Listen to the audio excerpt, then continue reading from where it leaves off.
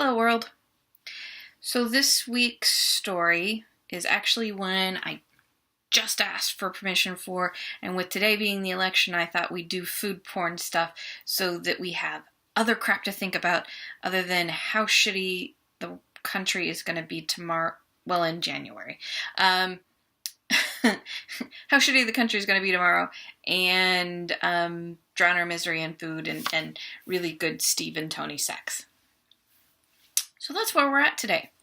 So this is Do You Fondue by Calciseptine. And she spelled it out for me, and I hope like hell I didn't just fuck up your name, but she said I can call her Callie. So, Callie, thank you.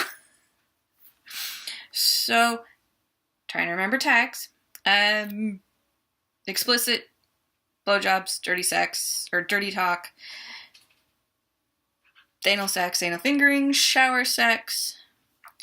She says intercultural sex, but I'm not sure what the intercultural is, so we'll go with it. Rimming, a little power play, so a little mild S&M. Alternate universe, no powers. Modern AU. Steve and Tony are chefs. So, food. Lots and lots of food. And the whole time I'm reading this, all I want is the damn hamburger she created for this, or she found and stuffed into the story. I don't know where she found it. I just really want the damn burger. You're mean. I don't live in an area where I can get this stuff. And yes, I dyed my hair. And the rotten child of the corn across the hall died. Well, we touched up the grow out, so she has red in her hair now too. Anyways, so starts out with Tony. He is, I'm kind of going with an Anthony Bourdain sort of setup. Restaurant, couple TV shows, wanders around, does all kinds of weird shit. Tony has a TV show that's currently on all the time called Iron Man, based off Iron Chef. Why would you not just call her Iron Chef then? It's an alternate universe that Iron Chef may or may not exist, so. I'm being talked at from across the hall, that's why there was the silence.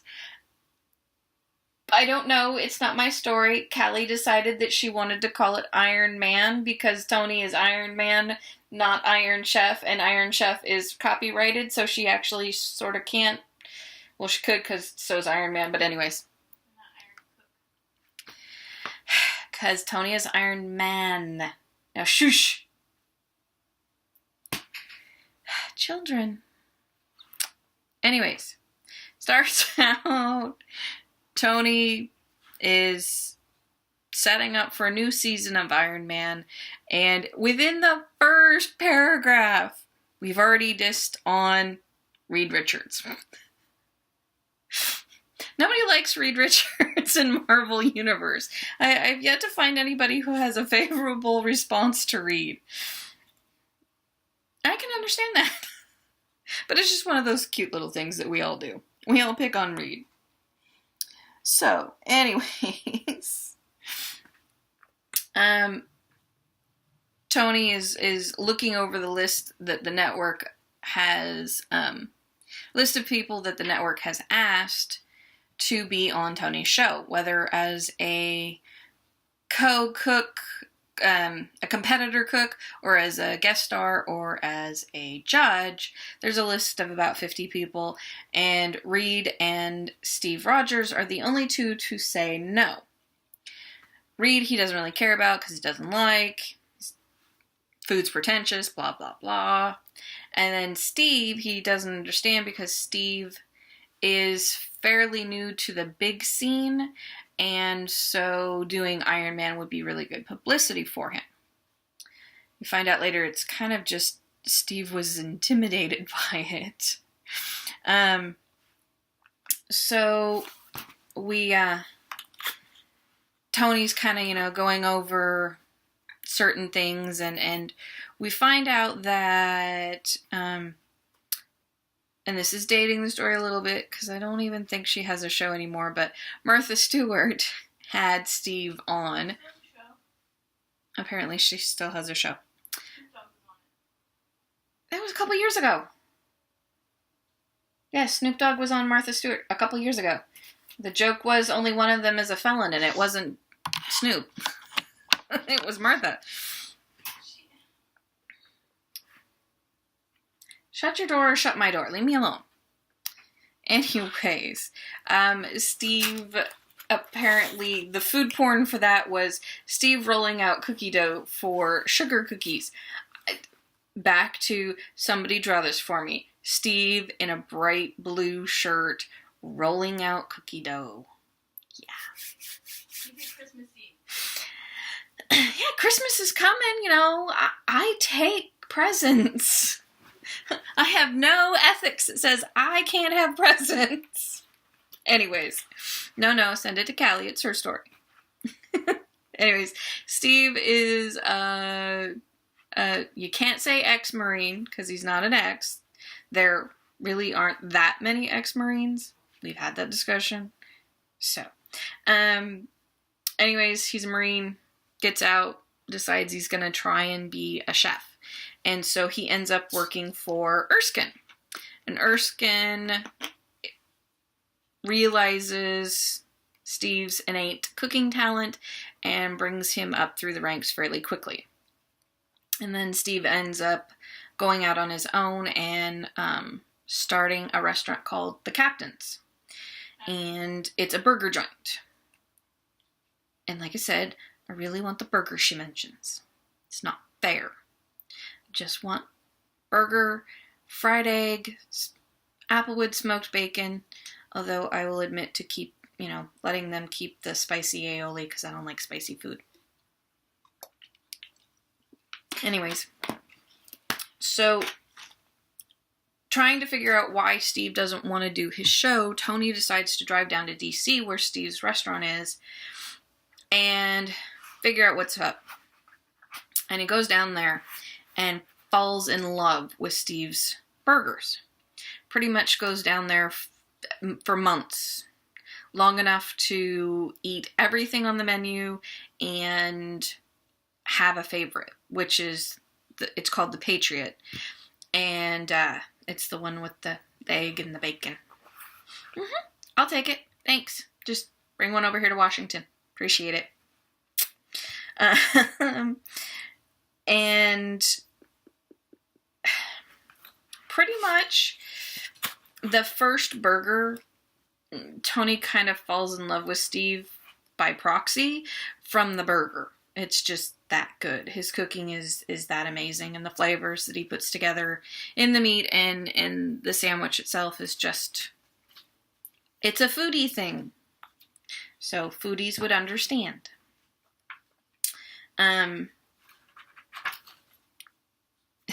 She talks about how different Avengery people who are not Avengers in this are in this, in Tony's world anyways. And I would love it if she fluffed out the story a little bit, adding what they would do, scenarios they would do on the show. Natasha and her knife skills. She's not an assassin, but she's still really good with knives. Somebody with really good knife skills cooking is very sexy to watch. Yeah. And Bruce still has his science-y cooking. It's gastronom... I can't pronounce it right. I'm not even going to try again. Anyways, it's kind of fun and interesting. I'm not sure I would ever really go to a restaurant to eat that. If I went somewhere and they had it on the menu, I might try it, but I wouldn't just go to a gastro restaurant. Usually the food is way too small. It's too weird. Clint apparently still is the traveling one, so he can cook everything and anything from everything and anything. My little note for this is Thor out Paula Deen's Paula Deen. All of his meals are super heavy, super rich, tons of calories, and oh my god, you really should have skipped dessert, but it's too damn good, so fuck it, eat it, and spend a week at the gym. Me, I would just eat it, not spend a week at the gym.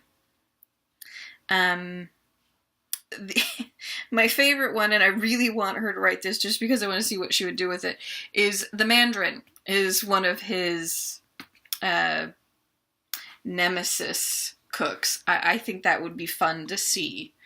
She also put in Maya Hansen, which is the woman from Iron Man 2 that Tony freaks out and goes, please God, don't let there be a 13-year-old kid in your car. And she's like, what are you kidding? He's 12. But she's vegan in this, and that could be kind of fun. Tony doing all this meat stuff, and her over there doing tofu and whatever else vegans eat. I'm not a vegan, so I don't know. I'd have to ask my friend. He's one, and I don't know. Which will be fun, because we're supposed to be having a dinner party sometime next month when the kid comes home from the army, and we're all meat eaters, so I'm not sure what to do with Marcus. I'll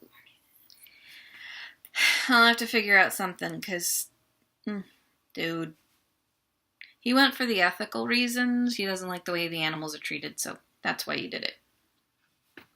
And then we also have Loki. Loki has popped in again, and Loki does the weird haute cuisine that's like a big giant plate with a little bit of drizzle of sauce of some kind, and like 4 tiny bites of food.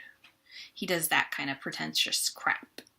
It's really pretty, but I like to eat. Yeah. The cat's in here again. And in this one, Thor and Loki are married, but they're not brothers, so it's okay. But just the putting Thor's style of cooking together with Loki's style of cooking, that's gotta be a little interesting. I want to see it. And apparently Tony was a skinny foodie teenager. He was food obsessed as a teenager. Hello. Ow. We're still in the I want to eat everybody phase. I can't wait for this one to get out of it.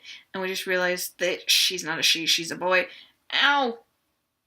So we're back to Axel, but maybe Draco, because he likes to sit like a dragon and protect the hoard of treasure. Ow. Anyways, so I kind of need somebody to draw young, tiny, skinny Tony surrounded by massive amounts of food. Ouch. And Tony also likes to avoid feelings. I don't really know anybody who likes to deal with feelings, except maybe shrinks, and I'm not a shrink. Although I keep thinking maybe I should take classes because everybody comes to me with their damn problems. So maybe one of these days I should take the damn class so that I stop giving out bad advice. Ow. Anyways, so yeah, Tony's avoidance skills are like mine. I can avoid really well. Kind of like voting in a mail-in election at 7 o'clock on election day. Ow.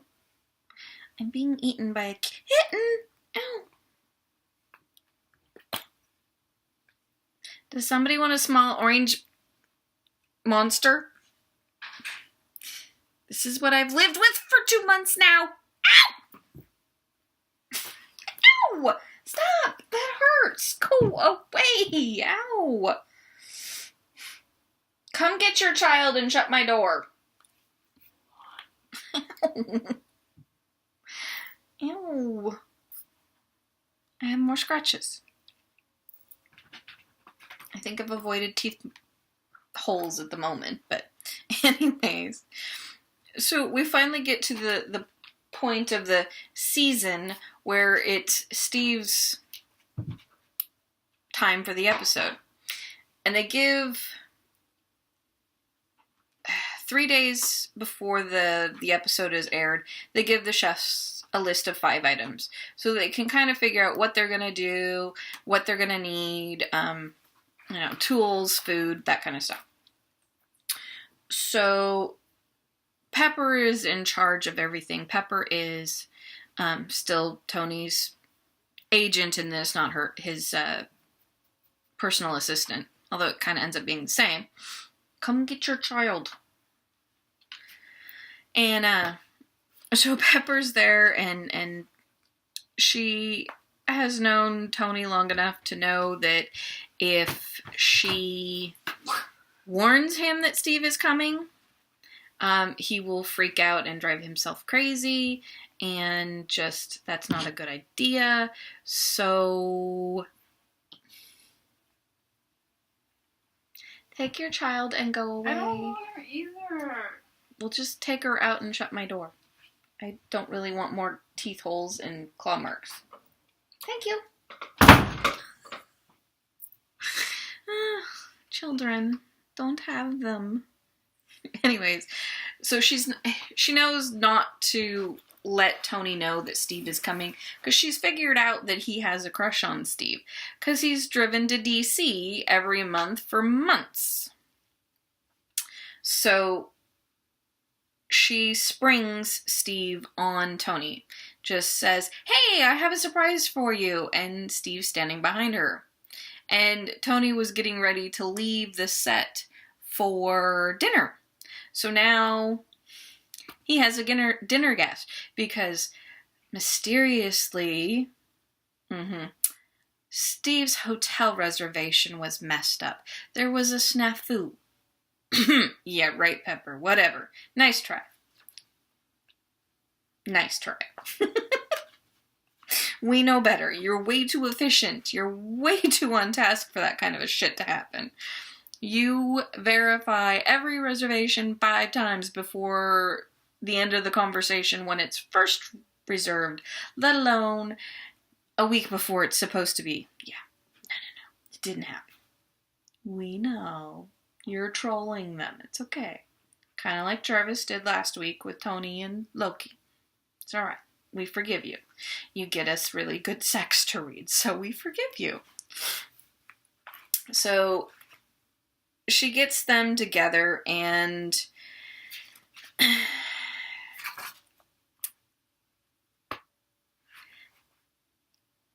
I'm going to guess that Callie has spent some time on a TV set, because her description of all the stuff that's going on behind the scenes and the way the cameras reflect off people's eyes and stuff, she's seen this in person, because I wouldn't have a clue.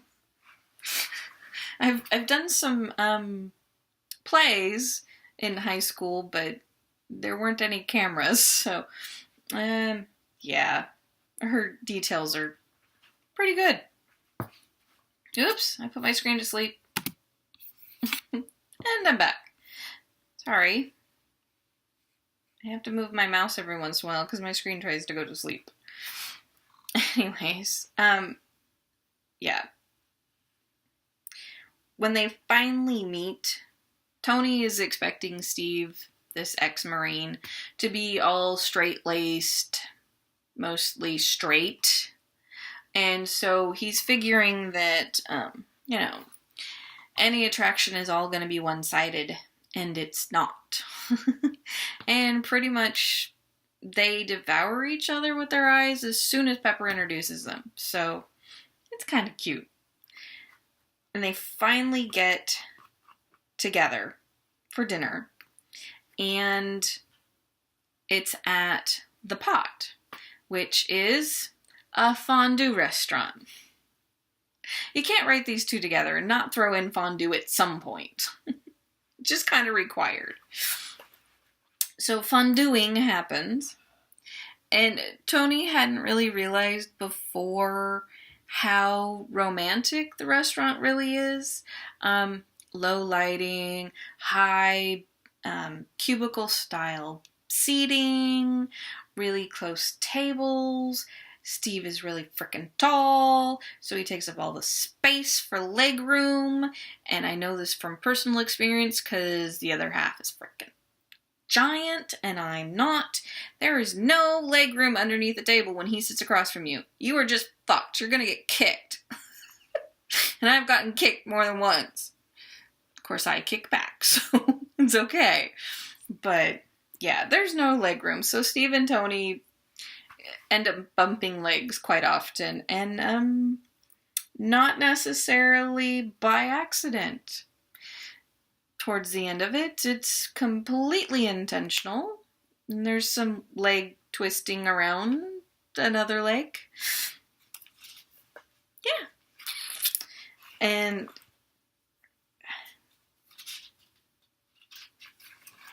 Steve kind of admits that Tony's original food TV show, which was called Tony Time, he watched while he was in high school and kind of ended up with a crush on Tony. And Tony is also the reason why Steve decided to go for it, because of TV Time. One of the episodes, one of the audience members, because there was audiences for that particular style of show, asked Tony how long they would have to cook to be as good of a cook as Tony was. And Tony answered it with a line, good cooking was knowing how to cook. Great cooking is knowing why to cook. I'm not even a good cook. I cook dinner every night. I have an occasional good recipe, but pretty much it's just food. I suck. I hate cooking. I'm a lousy housewife, which is why I have a job. I hate cooking. I hate cleaning. I hate laundry. I need a maid. I need to win the lottery, and I need a maid. I have a lottery ticket in here. I'm pretty sure it's not the winning. I keep forgetting to check it. Anyways, Steve does thank Tony for giving him the courage to try and be a chef, to try restaurant after restaurant after he got out of the Marines, to learn. And he was very happy that Erskine took him under his wing. She doesn't say how, but Erskine is already passed in this story. So are Tony's parents, in a car accident. Doesn't really say ages for everybody, but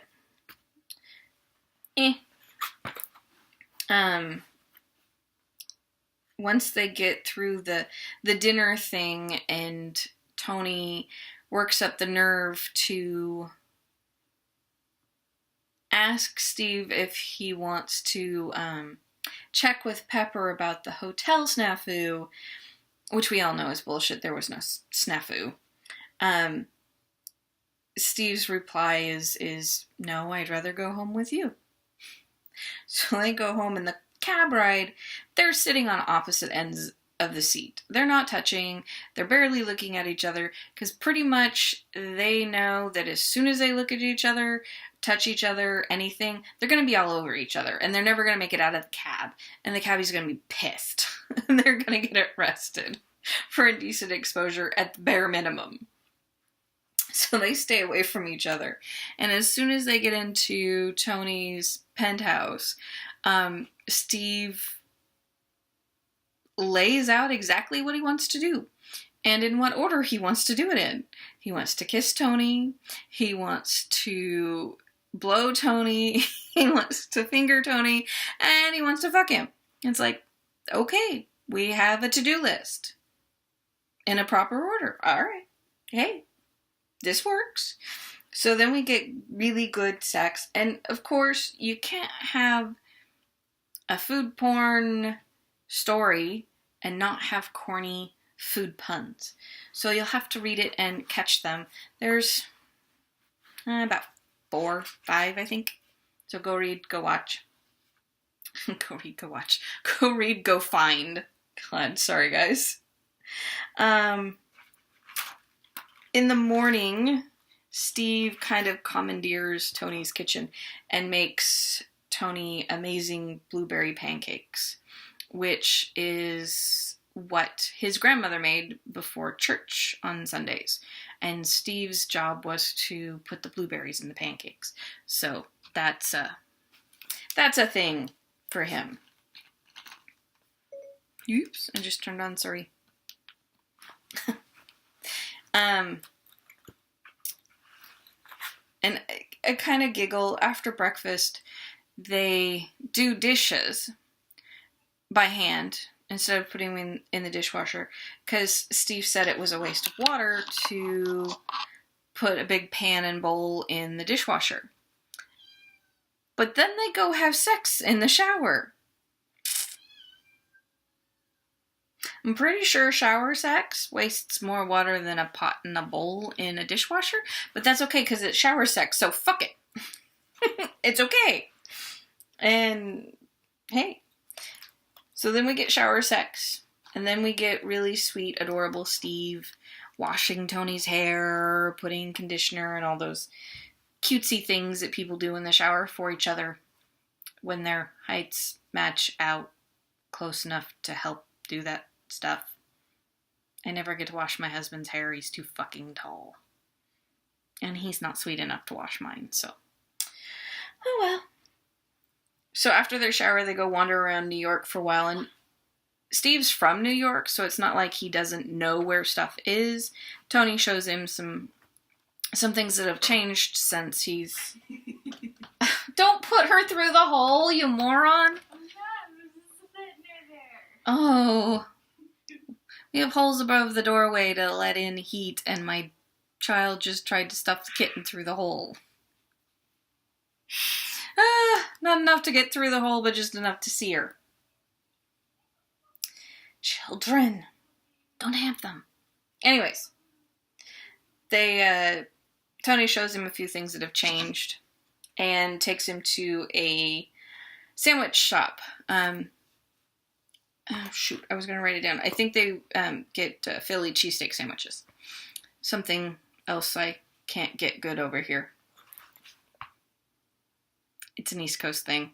West Coasters just crave them all the time. Anyways, and they kind of talk about a little bit about the crew from the captain. Steve tells Tony that his disguise didn't work out very well because putting on a hoodie and sunglasses doesn't detract from a very unique goatee. Sorry, dude. You get facial hair like that, you gotta shave it off for people not to see you. Just doesn't work. And because of the very specific facial hair, Steve knows that Tony had been coming down for months. And that when he came in the very first time, they all knew who he was. And Steve was terrified to watch Tony eat the first burger, because he was afraid that Tony wasn't going to like it. Or that he was just gonna, okay, it's not bad, but it's just food. He was terrified of that kind of reaction because he'd had a crush on Tony for so many years, and because he admired his culinary skills. So he didn't watch it. Everybody else crowded around the little window in the door and everything, but he didn't. And so they talk about that a little bit, and his shows, and Mach 7 is his restaurant, Tony's restaurant, and Rhodey is the sous chef, the one who fills in when Tony isn't cooking. And pretty much Tony has decided that it's Rhodey's restaurant now, and that he'll open another restaurant, but it'll be the last one he opens. That when he retires from everything, he will just retire. And I have ideas for that I hope Callie pays attention to, because I want more of this story. I want her to come up with another burger for me. Anyways, they wander around and pick up some supplies for dinner, and Tony makes a recipe that his mom used to make. And I'm probably gonna fuck this up because it's probably Italian. It's definitely Latin-based, so I'm gonna fuck up the name, but anyways, I think it's caldo de res. Anyways, it's a beef broth soup with shredded beef and rice. Sounds really nummy. And I'll probably have to try to find a recipe for it because, damn it, I can't cook, so I need to do something. When they get back to the apartment after their wanderings and buying everything they need for dinner, Tony says, "Watch whatever you want, and while I, just watch whatever you want on TV." And so they watch Indiana Jones, and they joke about mildly racist 80s movies. Yeah. And they drink beer. Of course. And Steve admits that he can't flirt for shit, which is usual. But he also, once dinner's made and they sit down to eat, he realizes that the recipe was very important, that the meal itself was important to Tony, and he thanks him for sharing it with him. He's very grateful in this whole thing. Something that a lot of us aren't. We don't thank people for sharing stuff like that. We just assume it's our right to know everything about everybody. So it was sweet. And then after dinner we get more sex. We get couch sex and bed snuggles afters, which is really nice. And then we get declarations. And it's not I'm in love with you declarations. It's I like you. I really like you. I'd like to get to know you better. I want to date you. I want to do the horrible thing of long distance because I'm in DC and you're in New York. And Tony the whole time had been figuring this was kind of a one-off. They were just going to have these few days before the Iron Man show, and then that was kind of going to be maybe it. And Steve is so against that idea. And Tony really is too, but that's just how he set himself up, so it wasn't quite a crushing blow when Steve went home to DC. But they decide they're going to try it.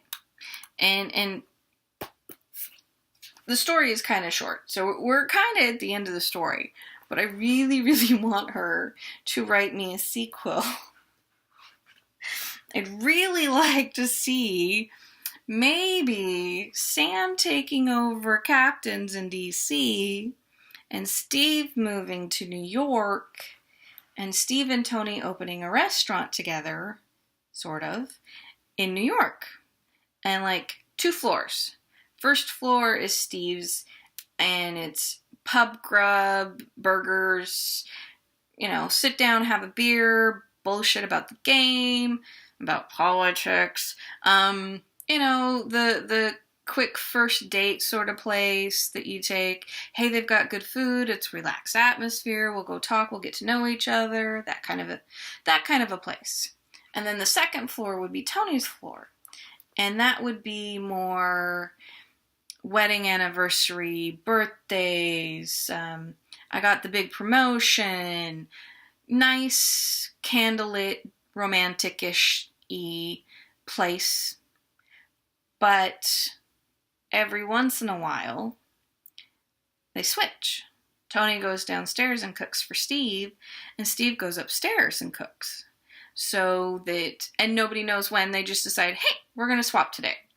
So you go in and instead of the regular burger and fries, you've got the slightly more dressed up, maybe you've got a Kobe beef burger a day, or a lobster sandwich or something, you know, a little more dressed up, a little more, keep wanting to say the word pretentious, but that's kind of not what I'm thinking.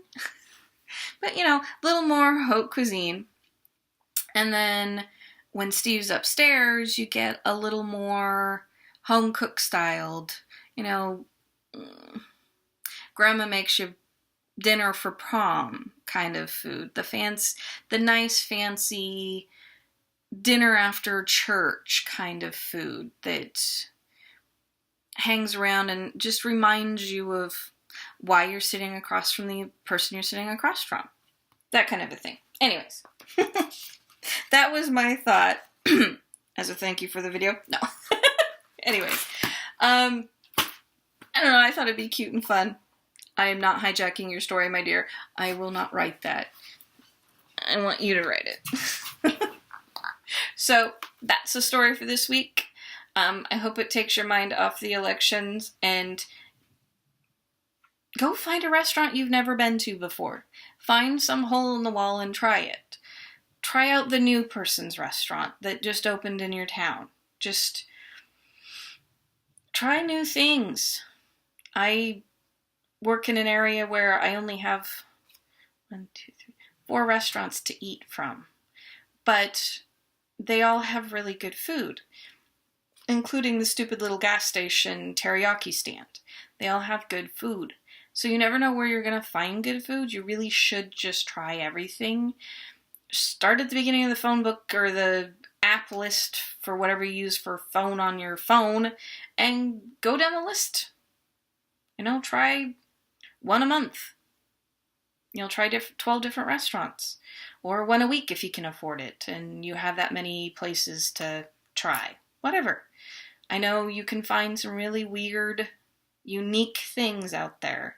There's a restaurant near me that, and they get me addicted to it and then they take it off the damn menu. They make white chocolate mashed potatoes. Sounds completely fucking weird. It shouldn't work.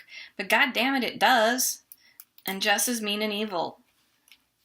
And he doesn't bring them to me. But, you know, try it. See. You never know. You might find your new favorite hangout. So, I don't know what I'm going to do next week. I haven't decided. I have a list of several options. I'm going to surprise you because I haven't a fucking clue what I want to do. So, hopefully in a couple weeks you'll get to meet the boy. He was supposed to come home this last week and the army fucked up his paperwork so he didn't get to come home on leave for his best friend's wedding and I'm pissed at them. But it was a beautiful wedding. I got to see my other son married.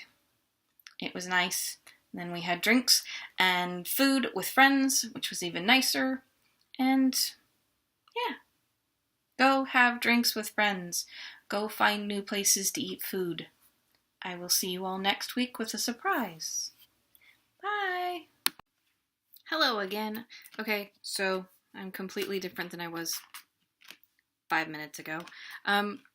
So I went through that whole video and I was calling her Callie the whole time and it's Kelsey because I'm an idiot and I still can't get people's names right, even when they give me shortened nicknames. So Kelsey, I'm sorry. You can kick my ass if we ever meet. Bye, dear.